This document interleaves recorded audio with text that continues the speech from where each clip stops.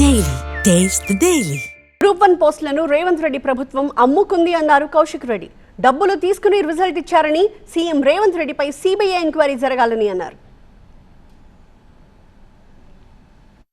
ఈనాడు ఇవాళ మేము ఏదైతే చెప్పినామో ఇవాళ న్యాయస్థానం కూడా అదే విధంగా ఇవాళ తీర్పు కూడా ఇవ్వడం జరిగింది. మరియు రేవంత్ రెడ్డి గారు ఇవాళ ఈ గ్రూప్ 1 పోస్టులని 563 పోస్టులని అమ్ముకొని డబ్బులు తీసుకొని ఇవాళ రిజల్ట్ ఇచ్చింది అనేది ఇవాళ క్లియర్గా కూడా కనపడతా ఉంది. ఇలా రేవంత్ రెడ్డి గారు ఖచ్చితంగా యువతకు అందరికీ కూడా ఇవాళ జవాబు చెప్పాల్సిన అవసరం ఉంది. మీరు ఏ విధంగా గ్రూప్ 1 పోస్టులను అమ్ముకున్నారు? ఖచ్చితంగా రేవంత్ రెడ్డి గారి మీద సిబిఐ కేసు వెయ్యాలని నేను బీజేపీ వాళ్ళని కూడా నేను డిమాండ్ చేస్తూ ఉన్నాను.